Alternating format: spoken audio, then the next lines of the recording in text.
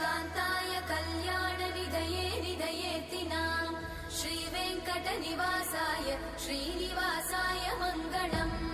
लक्ष्मी सविभ्रमालोकसुभ्रूविभ्रमचक्षुषे चक्षुषे सर्वलोकानां वेङ्कटेशाय मङ्गलम् श्रीवेङ्कटाद्रिशृङ्गाग्रमङ्गलाभरणाङ्गये मङ्गलानां निवासाय श्रीनिवासाय मङ्गलम् सर्वावयव सौन्दर्य सम्पदा सर्वचेतसां सदा सम्मोहनायास्तु वेङ्कटेशाय मङ्गलम् नित्याय निरवध्याय सत्यानन्दचिदात्मने